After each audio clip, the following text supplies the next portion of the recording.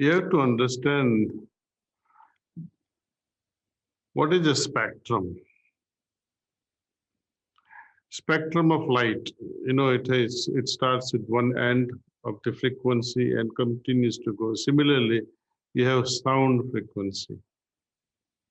Okay.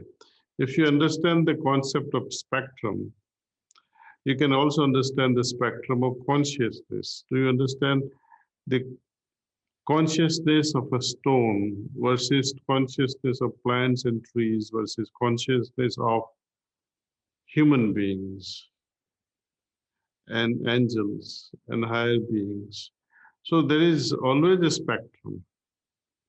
Now, as far as this mind and heart is concerned, there is also a spectrum. Mind is one part of that spectrum. Heart is another part of the spectrum. Okay. The highest feelings or the highest thought or the deepest thought is superficial feeling. It can be compared like that. Or the deepest feeling, you have transcended thought itself. Thought doesn't come in the way. So anything that we do with the brain also affects the heart, and anything that we feel with the heart also affects the mind. It's one and the same thing. Just two aspects, you see. Both ends. One mind is one end of the spectrum, heart is another end of the spectrum. And through Sahaj Marg, through heartfulness, we are trying to move the function of the mind and always use the heart in all our activities. That is evolution. We have understood so far what is consciousness, right? So consciousness is all these four things, CMBA. Consciousness is made up of mind, body,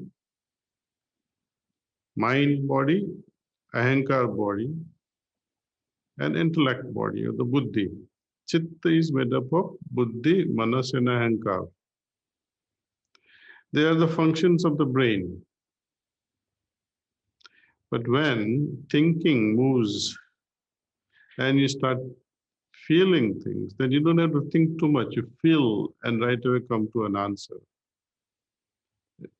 Sisters are good at it. They don't analyze like men. Men keeps thinking logically.